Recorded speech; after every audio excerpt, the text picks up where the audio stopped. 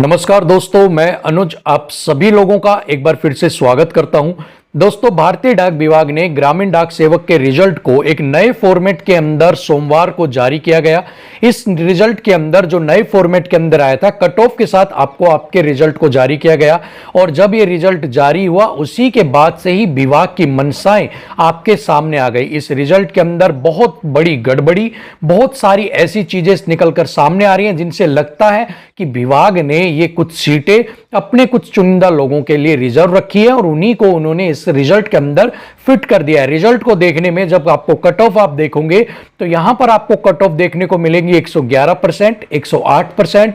110%, 115, 105, 4, 3, 2, मतलब 100 से ऊपर की आपको सारी ही जो कट ऑफ है वो देखने को मिलेगी। दूसरी, यहां पर जितने भी बच्चों के सिलेक्शन मैक्सिमम हुए हैं, जो मैक्सिमम स्टूडेंट हैं वो 97 से 100% के बीच में है। तो इसका मतलब कि अगर हम पहले वाले केस की बात करें तो क्या ये सारे बच्चे जिनके अबव 100 हैं वो प्रमोटेड बच्चे हैं, या फिर ये जो डाक विभाग के कुछ बड़े ऑफिसर्स हैं, कुछ चुनिंदा लोग हैं, उनके ये खास लोग हैं जिनकी वजह से इनको हाई परसेंटेज के अंदर डालकर खास बेनिफिट्स यहां पर दिए गए हैं। अगर हम बात करते हैं कि अगर आप 97 से 100% के बीच के ही सिलेक्शन ले रहे हो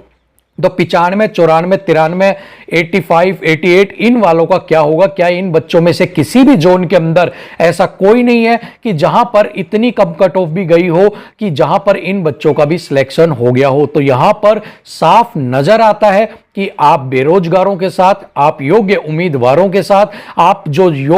जॉब को डिजर्व करते थे, जिनके पास उम्मीदें थी कि इस बार आप इस जॉब को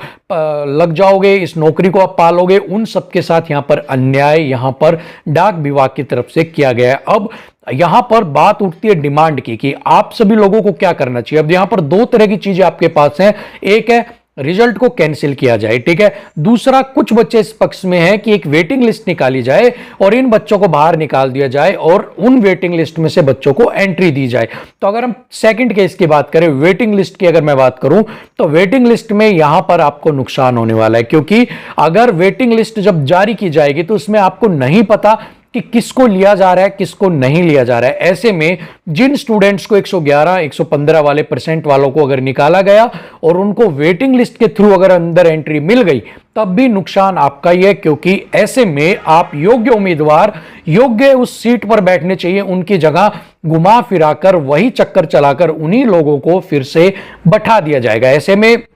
वेटिंग लिस्ट की डिमांड करना, सेकंड लिस्ट की डिमांड करना टोटली यहां पर अब बेसलेस लगता है। अब तो सिर्फ एक ही यहां पर आपकी डिमांड है कि रिजल्ट को कैंसिल किया जाए, रिवाइज्ड किया जाए, इन सभी फर्जी लोगों को निकाला जाए और दोबारा से अच्छे से चेक किया जाए और उसके बाद आपको एक नए रिजल्ट में दिया जाए जिसके अंदर इन्हें निकालकर जो योग्य उम्मीदवार है उनको भरा जाए। इसके बाद आपके जितने भी स्टूडेंट्स हैं जो बाहर निकल जाते हैं, आपके डीवी वगैरह के अंदर निकलेंगे, आपके बहुत सारी चीजों में जो निकलेंगे, उनकी एक लिस्ट अलग से जारी हो, कितनों का सिलेक्शन हुआ उनकी जारी हो, अब उनके बाद कितने परसेंट वाले बच्चों को लिया जाएगा, किन किन को लिया जाएगा, उनकी लिस्ट जारी हो। और इस तरह से एक सिस्टमेटिक ढंग से अगर वेटिंग लिस्ट आपके आफ्टर रिवाइज रिजल्ट एक निकाली जाए तो वो भी सिस्टमेटिक ढंग से आनी चाहिए, ताकि इन लोगों को बेनिफिट कहीं भी ना मिल सके। तीसरा, कि इन्हीं जिन लोगों ने फर्जीवाड़ा किया है, चाहे वो विभाग के लोग हों, चाहे वो अलग से बच्चे हो, इन सबको बाहर कर उचित कार्रवाई भी की जानी चाहिए, ताकि निकट भविष्य में भी इस तरह की कोई भी हरकतें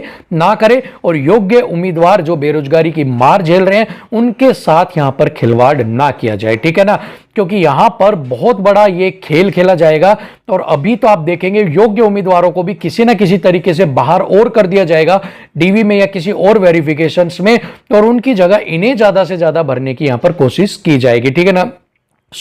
एक ही डिमांड की अब रिजल्ट जो है वो कैंसिल होना चाहिए, न्यू रिजल्ट आना चाहिए और एक सिस्टमेटिक ढंग से आपका जो रिजल्ट है वो यहां पर आउट करना चाहिए, ठीक है ना। अब अगर बात करें कि इसके लिए हम क्या कर सकते हैं, ऐसे में सिर्फ आप ही इस चीज के लिए कुछ कर सकते हैं। इसके लिए ट्विटर कैंपेन, ईमेल पे मेल कर सकते हैं, आप लेटर्स डाल सकते हैं, आप आरटीआई लगा सकते हैं। जितनी चीजें आप करोगे वो चीज आपके फ्यूचर के लिए बेनिफिट होगी। अगर आप अब बैठोगे तो आप बैठे ही रह जाओगे और आपकी नौकरी को कोई ऐसे ही 112% वाला आपकी नौकरी को खा जाएगा, ठीक है ना। सो अभी ट्विटर कैंपेन चलाने से पहले बहुत से बच्चे कह रहे थे कल ट्विटर कैंपेन कर देते हैं, तो ट्विटर कैंपेन चलाने से पहले हम वेट करेंगे 2-3 दिन का कि हमारी आवाज, हमारी वीडियो अगर पहुंचती है विभाग के पास, किसी लोगों के पास, तो वो उनका रिएक्शन क्या होता है, और अगर वो खुद ही उस चीज को अपडेट कर देते हैं तो बहुत अच्छी बात है। अदरवाइज हम ट्विटर कैंपेन, लेटर वगैरह जो भी करने होंगे हम वो करेंगे और इस रिजल्ट को कैंसिल करवाने की पूरी 100% हमारी कोशिश रहेगी। और कोशिश नहीं, रिजल्ट कैंसिल करवाना ही है,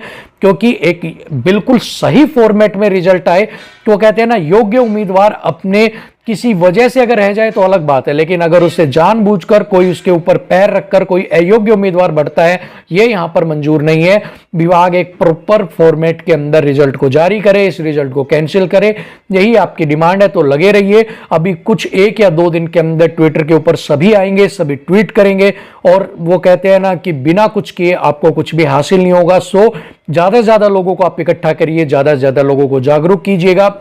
इन चीजों के बारे में आप उन्हें बताइए ताकि इन लोगों में जागरूकता फैले और ज्यादा से ज्यादा लोग आपको जुड़ सके। वीडियो को ज्यादा से ज्यादा शेयर कीजिएगा। फिलहाल के लिए वीडियो में इतना ही, नई अपडेट के साथ आपसे फिर मिलेंगे, तब तक के लिए इजाजत दीजिएगा। नमस्ते।